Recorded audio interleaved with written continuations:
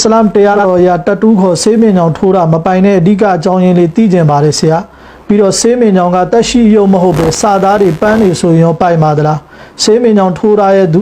တဲ့သူရဲ့ဝူစုနဲ့ကိုယ်ဆွပိုင်ပါသလားနောက်တစ်ခုကလူတစ်ယောက်ကဆေးမင်းကြောင့်ထိုးခဲ့မိတယ်ပြီးမှမပိုင်မှန်းသိပြီးတောက်ပါလှုပ်လိုက်တယ်ပြန်ဖြတ်ဖို့ကလည်းအခုခေတ်အရလေးစားနဲ့ဖြတ်ဖို့ကမတတ်နိုင်ဘူးဆိုရင်သူ့ရဲ့ဝူစုတွေကိုယ်ဆွတွေနမတ်တွေဘယ်လိုအမိန့်ရှိပါသလဲဆရာကျေးဇူးပြု၍လမ်းညွှန်ပေးပါဆရာအခုနမေးထားတဲ့မေခွန်တက်တူးဆိုတာကခန္ဓာကိုယ်ရဲ့အစိမ်ပိုင်းပေါ်မှာနဲ့ထွင်းပြီးတော့မှစီးမီထိုးသွင်းတာကိုဒါတက်တူးလို့ခေါ်တယ်အဲ့တော့ကျွန်တော်တို့အစ္စလာမ်သာသနာမှာတက်ရှိအယုတ်ဖြစ်ပါသည်တက်မဲဖြစ်ပါသည်နှမျိုးစလုံးဒါအစ္စလာမ်တရားတော်အရာတက်တူးထိုးခြင်းကဟာရမ်ဖြစ်တယ်မပိုင်အဒီစတော်ထဲမှာတမန်တော်မြတ်ကြီးဆလ္လာလဟ်အလိုင်ဝါဆလမ်ကဆေးမင်ကြောင်ထိုးပေးတဲ့လူဆေးမင်ကြောင်ထိုးကိုင်းတဲ့လူနောက်ဦးစလုံးပေါ်မှာအလရှင်မြတ်တခင်ကချိန်သေးတော်မူတယ်ဆိုပြီးတော့မှအတိအလင်းမိန်ကြားထားတယ်အဲ့ဒီအတွက်ကြောင့်ကျွန်တော်တို့ဟာတတူးထိုးခြင်းကလုံးဝပြုပိုင်တဲ့ကိစ္စမဟုတ်ဘူးကျွန်တော်တို့အစ္စလာမ်သာသနာဝင်တွေရှောင်ကျဉ်ရမယ်ကိစ္စဖြစ်တယ်အဲ့တော့တတူးထိုးခြင်းအဖြစ်ဘာဆိုးကျိုးတွေရှိလဲဆိုရင်နံပါတ်1ကတော့လာရှိမြတ်ကကျွန်တော်တို့လူသားကိုအလှပဆုံးပုံစံနဲ့ဖန်ဆင်းပေးထားလကဒခလကနလ်အင်ဆာနဖီအဟ်ဆနီတကဝီလူသားကိုအလှပဆုံးအတွင်တရံနဲ့ဖန်ဆင်းပေးထားတာအဲ့တော့တတူးထိုးခြင်းအဖြစ်ဒါအလရှိမြတ်ဖန်ဆင်းထားပြီးတဲ့မူလရုပ်ဆင်းတရံကိုကျွန်တော်တို့ပြောင်းလဲဖြစ်စီရရောက်တယ်နံပါတ်1နံပါတ်2ဒီတတူးထိုးခြင်းအဖြစ်ခန္ဓာကိုယ်ကိုအကြောင်းမဲ့အကျိုးမဲ့အချီးနီးသူဟာနာကျင်မှုတံကိုခံစားစီတယ်ဒုက္ခပေးရရောက်တယ်နံပါတ်3တတူးထိုးခြင်းအဖြစ်ငွေကြေးအလဟတ်တဖြုံးတိရဖြစ်တယ်နံပါတ်4ကတော့တတူးထိုးတယ်ဒီဆေးမင်ကြောင့်ထိုးတယ်ဆိုတာကကျွန်တော်တို့အစ္စလာမ်ရဲ့ဘာသာရေးအတိုင်းဝိုင်းနဲ့လုံးဝပတ်သက်ဆက်နွယ်မှုမရှိတဲ့ဘာသာရေးနဲ့ဘာမှပတ်သက်မှုမရှိတဲ့တခြားသောအတိုင်းအဝိုင်းကလူတွေကိုတွားပြီးတော့မှလိုက်လံပြီးတော့မှအတူခိုးတယ်တူးပါတယ်ဆိုတဲ့ပုံစံလည်းဖြစ်တယ်အဲ့ဒီ၄ချက်စလုံးဟာဒါကျွန်တော်တို့အစ္စလာမ်သာသနာကတားမြစ်ထားတဲ့ကိစ္စတွေထဲမှာပါတယ်အဲ့ဒီအတွက်ကြောင့်တတူးထိုးခြင်းဟာလုံးဝထိုးပိုင်ခွင့်မရှိဘူးအစ္စလာမ်ကတတူးထိုးခြင်းကိုတားမြစ်တာမှန်တယ်ဒီတတူးရဲ့တမိုင်းကြောင်းကရှည်လျားတယ်ကျွန်တော်တို့နိုင်ငံမှာလည်းပဲဒီတတူးရဲ့ယဉ်ကျေးမှုကရှိခဲ့တယ်ဒါမှမဟုတ်မြတ်ကြီးဆလ္လာလဟ်အလိုင်ဝါဆလမ်မတိုင်ခင်ကတည်းကလည်းပဲဒီတတူးယဉ်ကျေးမှုကရှိခဲ့တာဒါပေမဲ့ဒီတတူးဟာလူသားကိုအကျိုးမပေးဘူးကျွန်တော်တို့ကျမ်းမာရေးအရာကြည့်မယ်ဆိုရင်လည်းပဲဒီနေ့ဒီ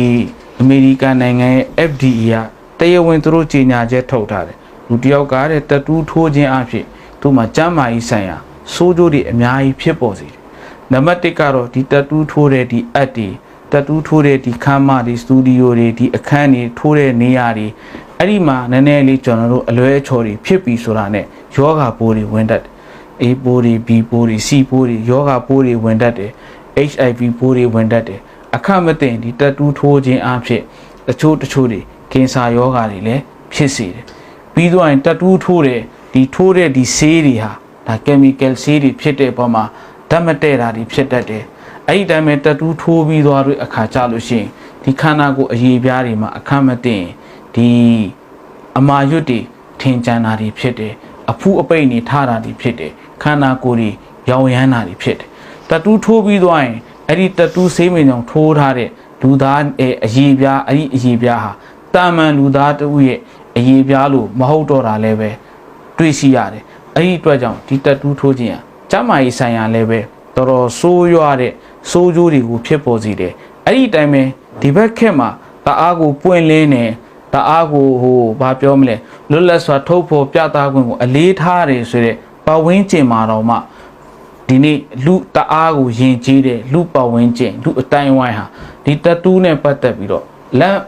ခံဖို့အတွက်တော်တော်ကိုတွန့်ဆုတ်နေတဲ့အနေအထားမှာလည်းရှိတယ်ကျွန်တော်တို့ရဲစခန်းတွေဂတ်တွေဆေးရုံဟိုဒီထောင်တွေရောက်ဖူးတဲ့လူတွေတည်တယ်ဒီတတူးထိုးထားတဲ့လူတွားပြီဆိုတာနဲ့ဒီတတူးထိုးလားမထိုးလားဆိုတာအရင်ဆုံးစစ်ဆေးတာတွေချိရှုတာတွေလည်းရှိတယ်တခါကြာရင်တတူးထိုးတဲ့ပုံစံမမှန်သွားတဲ့အခါကြာရင်လည်းပဲအထင်သေးအမြင်သေးနဲ့ကြည်တာတွေလည်းပဲရှိတယ် ဒါတွေကတော့ကျွန်တော်လောကီဘိုင်းဆိုင်ရာသူရဲ့စိုးကျိုးတွေကိုပြောပြခြင်းဖြစ်တယ်ကျွန်တော်တို့အစ္စလာမ်တာနာဝင်တွေအတွက်ကတော့ဒီလောက်နဲ့လုံလောက်တယ်ကျွန်တော်တို့အစ္စလာမ်တာနာဝင်တွေကိုတမန်တော်မြတ်ဆလ္လာလာလဟ်ဝါဆလမ်ကနေပေါင်း1400အရင်ကတည်းကဒီကျမ်းမာရေးပိုင်းဆိုင်ရာစိုးကျိုးတွေလူမှုရေးပိုင်းဆိုင်ရာစိုးကျိုးတွေကိုလူတွေအားလုံးမသိခင်ကတည်းကနေပေါင်း1400အရင်ကတည်းကတမန်တော်မြတ်ဆလ္လာလာလဟ်ဝါဆလမ်ကတတူထိုးတဲ့လူပေါ်မှာအလ္လာဟ်ရဲ့လာအနတ်ချီတယ်လို့မိန့်ထားတာအလ္လာဟ်ရဲ့လာအနတ်ဆိုတာကဒါအလ္လာဟ်ရဲ့ရာဟမတ်ဂယုနာကနေဝေးကွာခြင်းဖြစ်တယ်အလ္လာဟ်ရဲ့ဂယုနာမပါဘဲနဲ့ဒုနီယာမှာလည်းကျွန်တော်တို့အောင်မြင်မှုမရနိုင်အာခိရတ်မှာလည်းအောင်မြင်မှုမရနိုင်လူတတူထိုးလိုက်တယ်ဆိုတာကဒါအလ္လာဟ်ရဲ့လာအနတ်ကိုကျွန်တော်တို့ဝယ်လိုက်တာအလ္လာဟ်ရဲ့ကျင့်စာကိုကျွန်တော်တို့ဝယ်လိုက်တာအဲ့ဒီအတွက်ကြောင့်အစ္စလာမ်တာနာဝင်မှန်တတူကိုကြက်တဲစွာကျွန်တော်တို့ရှောင်ကျင်ရမယ်မိဘတွေအနေနဲ့အခုမှတက်တစ္ဆကိုယ့်ရဲ့သားသမီးတွေလူငယ်လူရွယ်တွေကိုအပေါင်းအသင်းမှားပြီးတော့မှဒီတတူနောက်ကိုအယူမှုမဖြစ်စေဖို့အတွက်ဒီတတူမထိုးမိစေဖို့အတွက်မိဘတွေဟာတော်တော်လေးကိုသားသမီးတွေကိုထိန်းချောင်းပေးတင်ပါတယ်အဲ့ဒီအတွက်ကြောင့်ကျွန်တော်တို့အစ္စလာမ်တာနာဝင်တွေအနေနဲ့ဒီတတူကိုကြက်တဲလူငယ်တွေကိုအဓိကထားပြီးတော့တတိပေးခြင်းပါတယ်ကျွန်တော်တို့တတူထိုးတာကိုရှောင်ကျဉ်ရအောင်ဒါကတော့နံပါတ်1နံပါတ်2ကတော့တတူဆေးမိန်ကြောင်ထိုးပြီးသွားလို့လူတစ်ယောက်ကအမြင်မှန်ရတယ်ဘာလို့အောင်အဲ့တော့တတူဆေးမိန်ကြောင်ထိုးပြီးသွားလို့လူတစ်ယောက်ကအမြင်မှန်ရတယ်ဆိုရင်တော့အလ္လာဟ်ရှိမရှိမှစစ်မှန်တဲ့တောက်ပါသူလောက်အောင်ယာအလ္လာဟ်ကျွန်တော်မှားပြီးသွားပြီကျွန်တော်နောက်တစ်ခေါက်ကျွန်တော်မမှားတော့အလ္လာဟ်ရှိမှတောက်ပါလို့ရင်အလ္လာဟ်ကတော့အင်ရှာအလ္လာဟ်လက်ကိုလက်ခံပါပဲအဲ့တော့တောက်ပါလို့မယ်တောက်ပါလို့ပြီးသွားရင်ကိုထိုးခဲ့တဲ့တတူနဲ့ပတ်သက်ပြီးတော့ဘာလို့ဒီဘက်ခင်မှာလေစာတွေနဲ့တခြားတော့အစစ်မြင့်စေးပညာတွေနဲ့ဒီတတူကိုဖြတ်တာတော့ရှိတယ်ဇေယိစကားတော့တအားကြီးမာတယ်အကယ်အဲ့လိုမျိုးဖြတ်ဖို့အတွက်ကိုယ်မှာဇေယိစကားလည်းတတ်နိုင်တယ်အဲ့ဒီတိုင်းမှာကိုယ့်ရဲ့ခန္ဓာကိုယ်ကိုလည်းပဲကြီးမားမား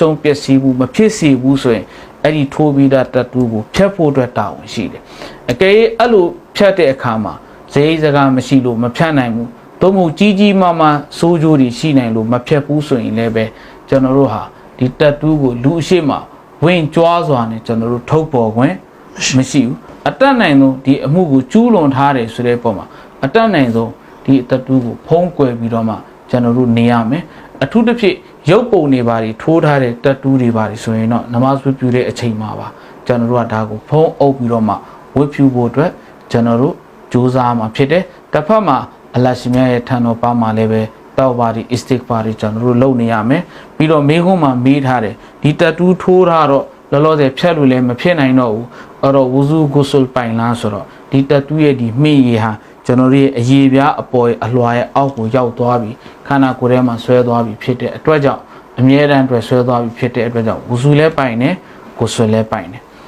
်ဒါကတော့အခုတတူဆေးမိန်ကြောင့်ထိုးခြင်းဖြစ်တယ်ဒုတိယတစ်ခုကတော့ကျွန်တော်တို့လူငယ်တွေကြားမှာခစ်စားတယ်အဲ့ဒါကဘာလဲဆိုတော့တတူမထိုးပဲနဲ့တတူအစားထိုးတဲ့စတေကာတွေကျွန်တော်တို့ကတ်တာကျွန်တော်တို့ယာယီပေါ့ရုပ်တရက်အဝေးကနေကြည်လိုက်ရင်လူတော့ရှိန်သွားတယ်အဲ့လိုစတေကာကတ်တယ်အဲ့လိုစတေကာကတ်တဲ့အခါကျရင်ဒီစတေကာကတ်တာပိုင်လားမပိုင်လားဆိုတော့ဒီတတူအစားထိုးစတေကာ2မျိုးရှိတစ်မျိုးကတော့တက်ရှိရုပ်ပုံဓာတ်ပုံတက်ရှိရုပ်ပုံဓာတ်ပုံကတ်တယ်ဆိုရင်တော့ဒါကတော့တက်ရှိရုပ်ပုံစေရင်ထဲမှာဝင်တဲ့အတွက်ကြောင့်ဒါဟာရမ်ဖြစ်တယ်အဲ့လိုမဟုတ်ပဲနဲ့ဒီစတေကာဟာစာသားတွေဖြစ်မယ်ဒီစတေကာဟာအကယ်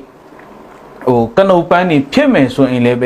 ဲကျွန်တော်တို့အစ္စလာမ်တာနာဝင်နေနဲ့ဒီစတေကာကတ်တဲ့ကိစ္စကိုလည်းရှောင်ရှားတဲ့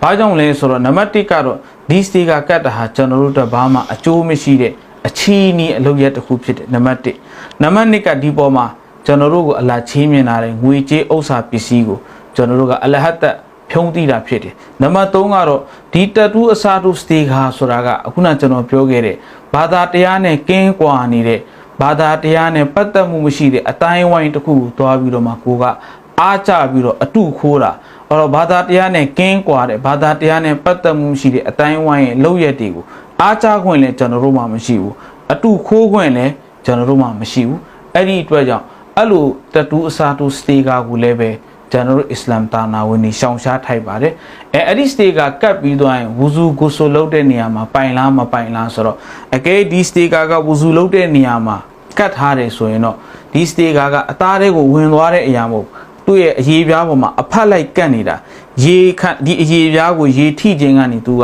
ရေရောက်ရှိခြင်းကနေတားမြစ်တဲ့အတွက်ကြောင့်အဲ့ဒါကိုကျွန်တော်တို့ဝူစုလုပ်တဲ့နေရာမှာကတ်နေတယ်ဆိုရင်ဝူစုလုပ်တဲ့အခါမှာကျွန်တော်တို့ဒီဟာကိုခွာပြီးတော့မှကျွန်တော်တို့ဝူစုလုပ်ရမယ်အဲ့ဒီဟာမကွာသွားဘူးဆိုရင်ကျွန်တော်တို့ဝူစုမပိုင်အကဲဂုဆူလုပ်ရမယ့်နေရာမှာကိုဆိုလုံးရေထိရမယ်ခန္ဓာကိုယ်အစိပ်ပိုင်းဒီမှာကတ်ထားတယ်ဆိုရင်လည်းပဲကိုဆိုလုံးခန္ဒီမှာဒီဟာတွေကိုခွာချဖို့အရေးကြီးတယ်အဲ့လိုမခွာချဘူးဆိုရင်တော့ကျွန်တော်တို့ကိုဆိုပိုင်းမှာ